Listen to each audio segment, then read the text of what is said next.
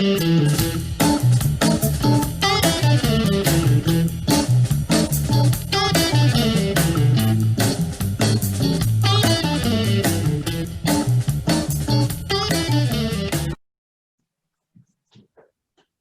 everybody. My name is Royce Alverson. I'm the Community Liaison for Cowboy Community Action, and I'd like to welcome you to our inaugural Did You Know segment that we are going to start here with Cowboy Community Action. We'll be sharing these on our social media pages, and we are going to do these to familiarize you with our programs that we have at Cowboy Community Action, and also to introduce you to the directors of these programs. With me today, I have Michael Knapp. He is our weatherization director here at Cowboy. He's been here for around 4 years. Okay, Michael, tell me about yourself, about your family, your education, what brought you to Cowboy. Thank you, Royce. It's real nice to be a part of this program we're having here at Cowboys. I started out at in community action with the stimulus in 2009. Was hired in Muskogee County Community Action as a weatherization worker. I worked my way up the ladder to a crew chief, and then the auditor, and then to the weatherization and housing director. Due to single county agencies being eliminated in the program, I was offered employment at Cowboys after that period, and I'm very happy that I made that decision.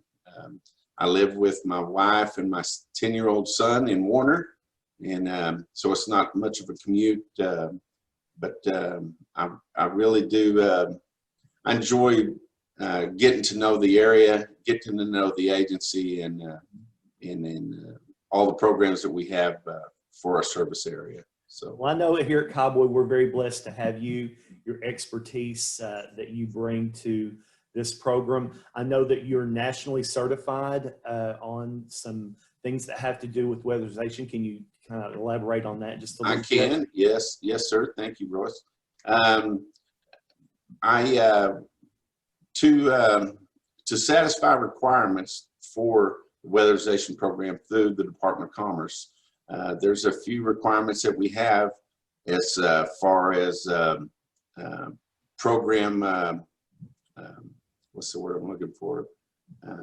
Certifications. The Building Performance Institutes out of Malta, New York.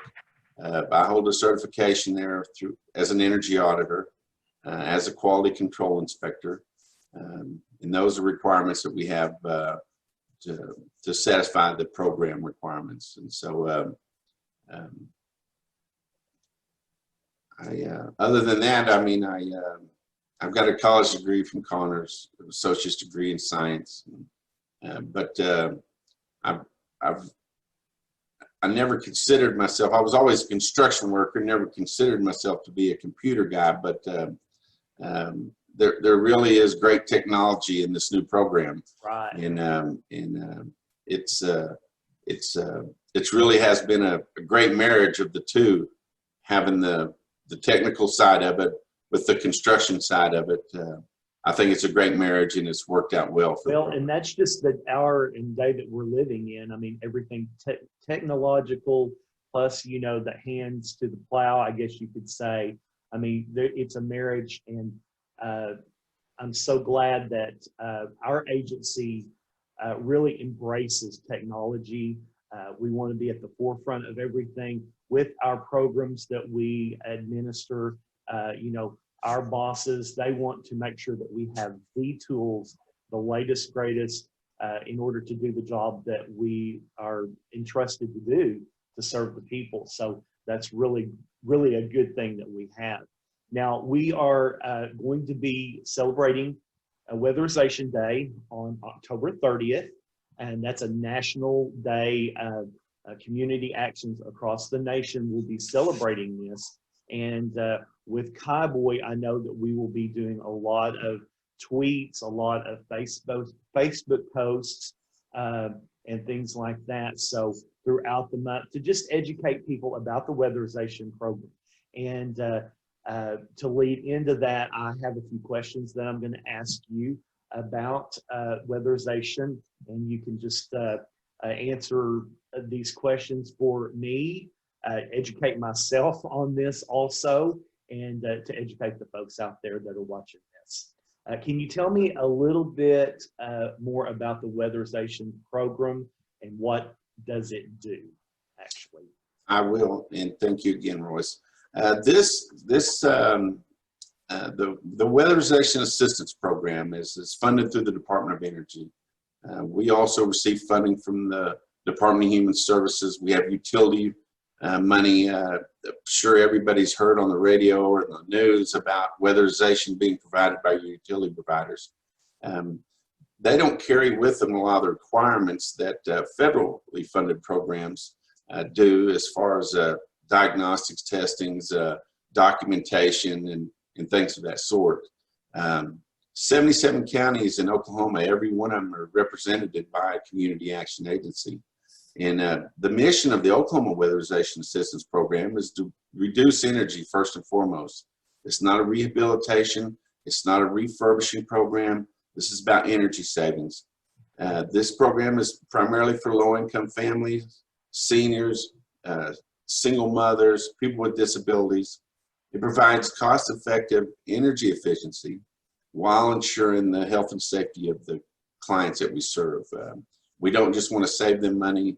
We want to improve their indoor air quality. Right. And we wanted to install carbon monoxide detectors if they have fuel-fired furnaces or cook stoves and things of that nature. And so I'm real happy to be a part of it. It saves them money in the long run.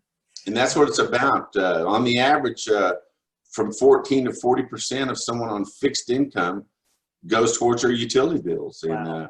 And if I can cut that in half, I've done my job. I've freed them up to help the community, to give them more money for food or medications or anything that they need. Right. And it's probably one of the key points of this program. Right. Well, you mentioned that all 77 counties in Oklahoma are represented by a community action agency that is providing weatherization. Now, can you tell me, we have a 6-county service area here with Cowboy, but now your weatherization program does not cover all 6 counties, correct? That's true, Royce. Can you tell me which ones? The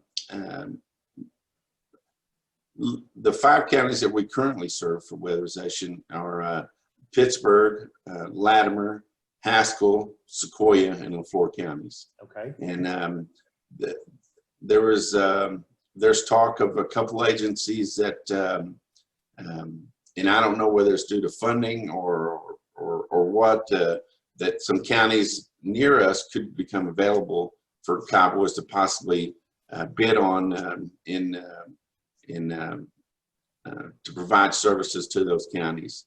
Okay. But for now, we just do the 5 counties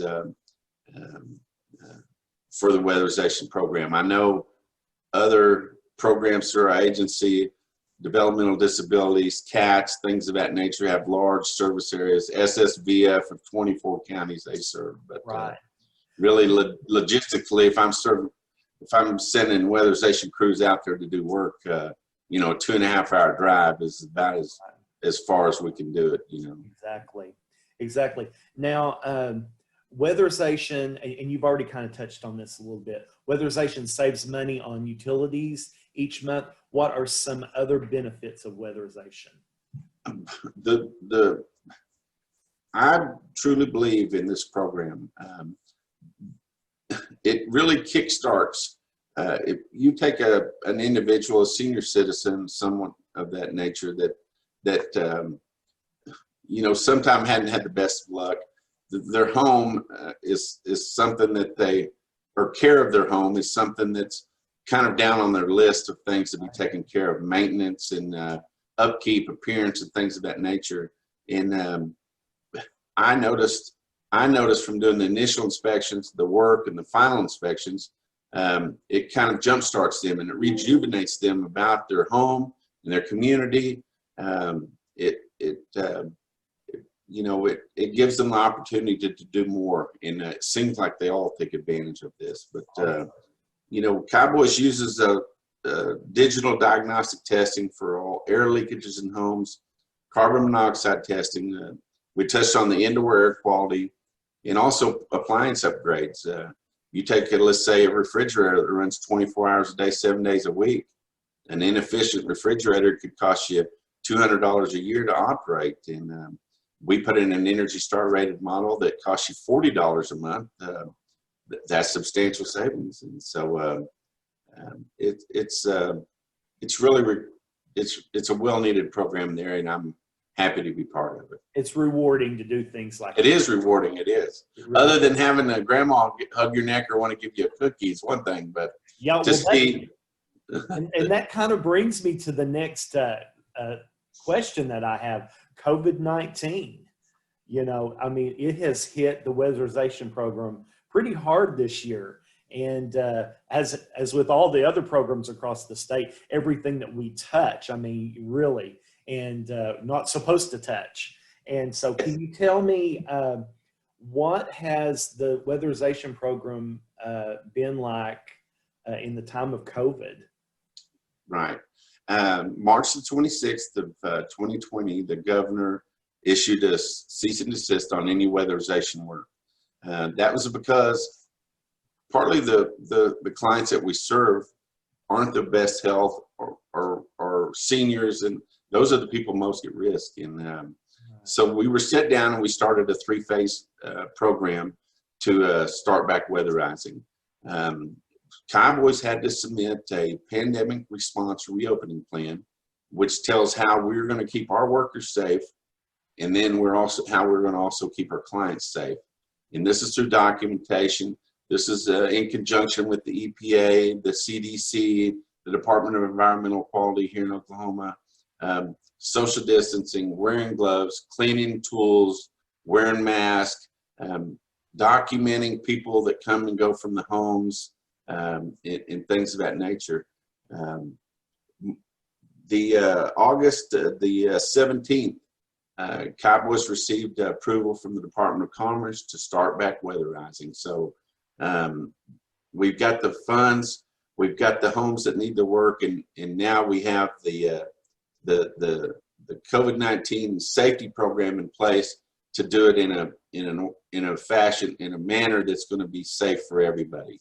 And so we're really glad to be back to work. And unless you're doing those direct services and that you are in direct contact with people and you're in their homes. That's right. You think about the checklist of things that you've already mentioned today, all of those things that you have to have in place. You know, just the regular folks off the street wouldn't really know all of those things that you have to have, which costs money, which comes out of your budgets, which, you know, luckily we've had the CARES money that's come down that's helped us with PPE and things like that. I mean, the masks, the different things that you have to keep not only yourself safe, but to keep your client and their families and the folks that are in and out of the house. I mean, when you mentioned you have to keep a log of who comes in and out of that residence, you know, I mean, that you may have to take time from actually doing your task to record that. And, you know, it has slowed our process. It has slowed our weatherization process. And kind of be nosy, I guess, a little bit. Well, who is that coming in and out of this house? You know, well, it's none of your business. Well, it is our business because we're in our home. When you're in your home, you know, performing this is part of the contract. This is part of the deal. So part of our new pandemic response reopening plan. It's our new normal, if you want to call it that. Oh my gosh. Okay. Well, so we've talked about all of that. Well, who can apply for weatherization, and how do you apply for weatherization? Right. Some programs that perform weatherization services, you have to be a homeowner. Your home has to be older than 2005, and these are some utility guidelines. The Weatherization Assistance Program in the state of Oklahoma, which Cowboys administers, doesn't care if you're a rental. It doesn't care if you live in a mobile home. It doesn't care if your home was built in 1931, or what I'm saying, an older house, just like it doesn't care if your home was built in 2018. This is an income-based program, and a single person could qualify for this program as what they call a 20% AMI, area medium income, which is almost $25,000 per year. That's been raised the last 2 years to accommodate the needs. You know, everything else has become expensive, more so. So they've raised those guidelines. Good. And for each additional occupant in the home, it goes up about $9,000. I talked to a lady this morning who had 4 people in her family, and she could make up to $51,500 a year as a household and still qualify for this low income program. And which I can tell you, with my almost 20 years of experience here in Cowboy, you know, with our programs, that $51,000 for an income for a family, that hits probably 80 to 90% of our population. I mean, we live in a very, you know, a poor part of the state, you know, for lack of better words. Right. And so something I see, a lot of our people. Right. And something I see also, Royce, is, you know, there's a lot of grandparents that are raising a lot of grandkids right now too. And I see that more and more in, these are people on fixed incomes. They're not working a job where they're making $40,000 or $50,000 a year. They're living on $800 a month. They are. And they might contractually or legally supposed to receive money for those kids, but they very seldom do. Right. And it just breaks my heart to see them struggling. We see it. We see it every day. Those children are going to struggle too. And that's right. And if I can help them out. Many of them are, they're proud, you know, but they do not need to be too proud to apply for this program. That's going to help them so much and help those kids. You know, the best way, Royce, I'm glad you said that, because there's a lot of people that's the first thing is they say is, hey, I've never wanted a handout or asked for anything like this. And I try to tell people, hey, this is a federal program. You've paid tax, you've worked your whole life, you've paid taxes. This is just your tax money coming back to help you. And not a handout. It's not a handout, it's a handout. It's the handout. And we've say that so many times. So if folks could go to our website and download the application, or they could go to one of our local offices. We have a Cowboy office in each of those 5 counties. In the county seat, you know, here in Stigler, it's behind the courthouse, you know, and so depending on what county that you live in, that would be I mean, you could go to that office, or if you have the technology to go to our website, you can download the application there, correct?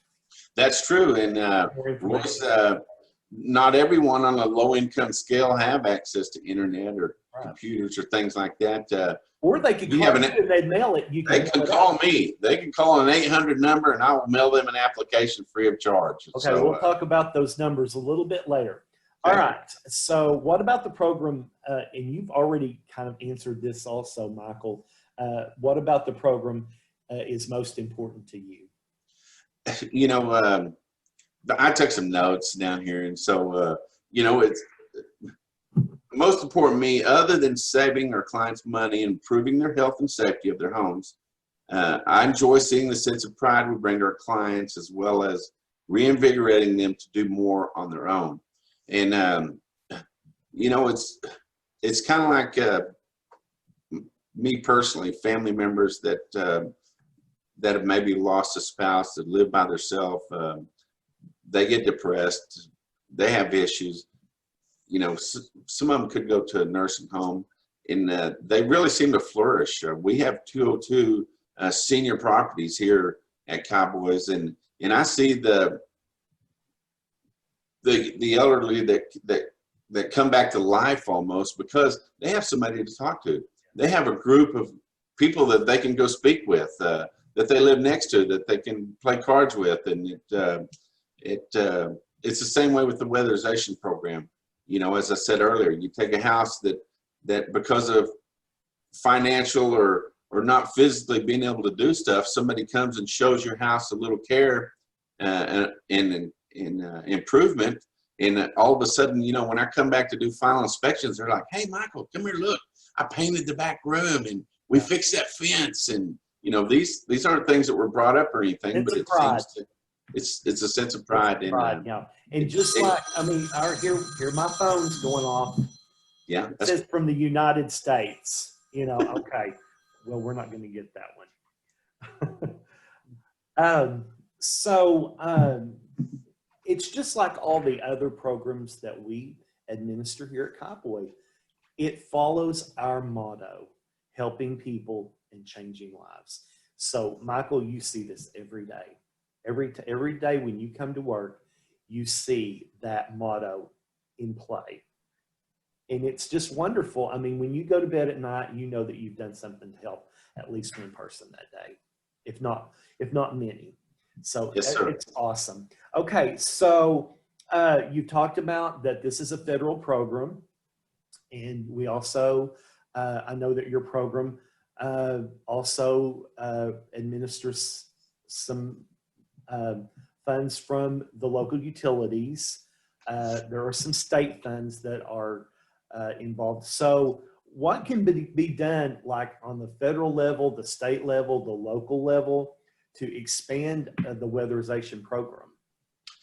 Right, and the Weatherization Assistance Program through the Department of Energy has David Bradley's his name. I'm not sure what his title is, but he works in Washington, and he goes in front of people in Congress or wherever, and he talks about, you know, funding for weatherization. The money that it saves people that apply for the program, the jobs that it provides for people that work the program, the communities that benefit from both, the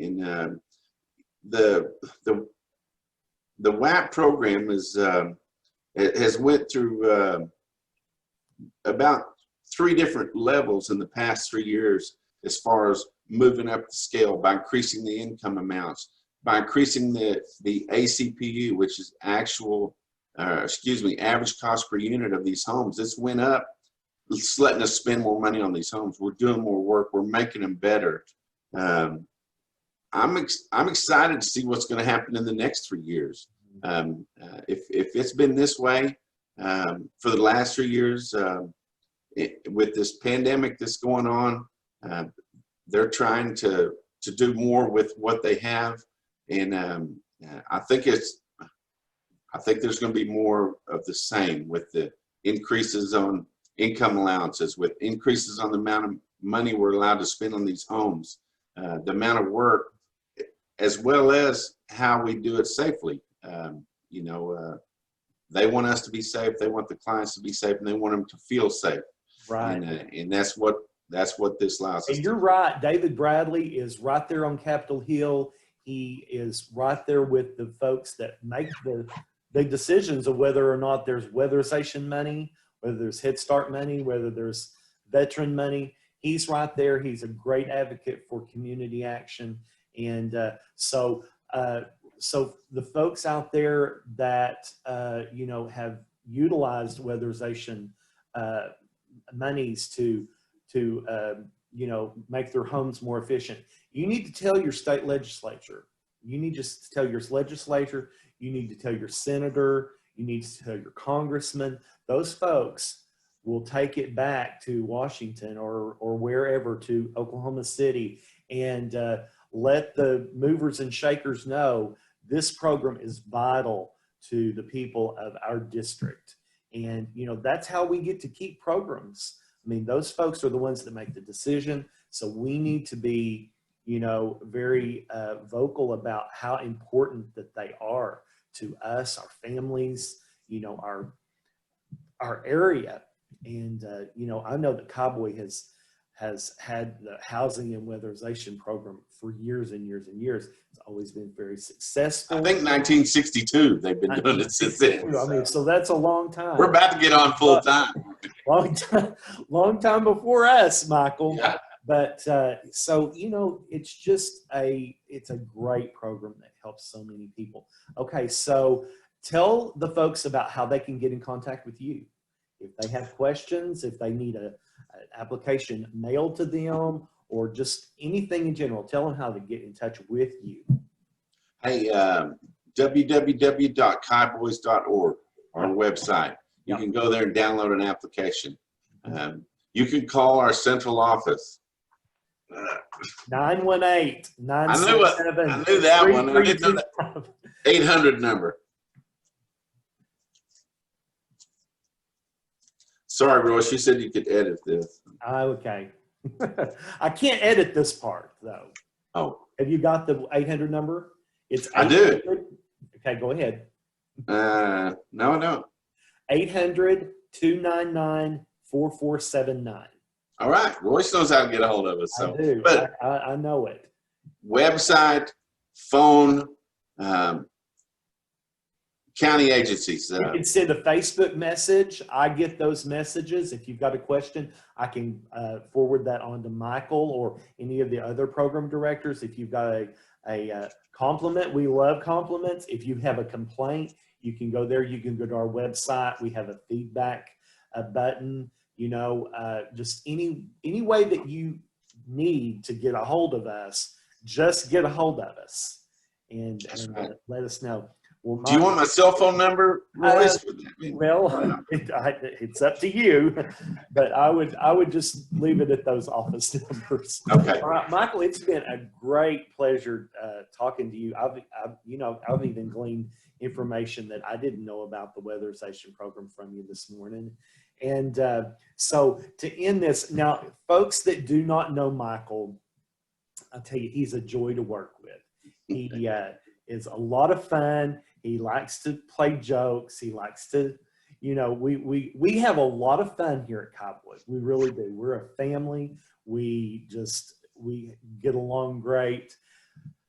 And it's awesome to work at a place that you can have fun, but you can also get your work done. We have great bosses. We have a great board that allows us to do our jobs. And I want to say that we do them very, very well. I'm very proud of our team that we have at Cowboy, from the very top to the, you know, to the people that sweep the floor. You know, everyone is important here at Cowboy.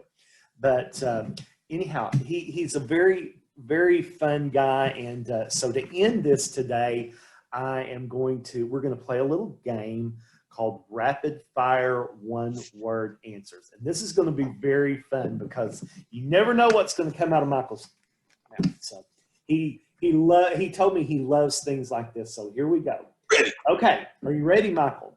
Ready. On a scale of 1 to 10, how good are you at keeping secrets? He's not. 2. Ariel or Jasmine? Ariel or Jasmine? Excuse me? Ariel or Jasmine? Disney. Michael, just pick one. Jasmine. Your first celebrity crush? My first celebrity crush. Marilyn. Okay. Dawn or dusk? Dusk. If you could travel back in time, what period would you go to? I would probably go back about 10 years ago where I could speak with my grandparents. Oh, that's very nice. Do you snore? I have never heard it. The place you most want to travel? The place I most want to travel. I'm going to say North, Canada, Alaska thing. I've been down south to the summering parts. I'd like to go northern and see Canada or Alaska, something like that. All right. Your favorite junk food? My favorite junk food, Royce, is going to be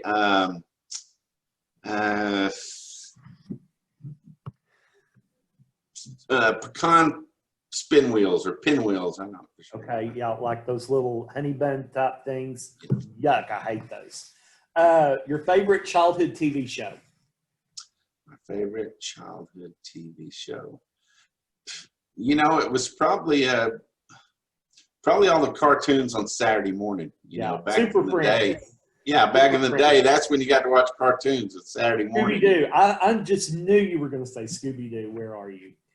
Your favorite season of the year? My favorite season of the year is probably fall. Yeah, mine too.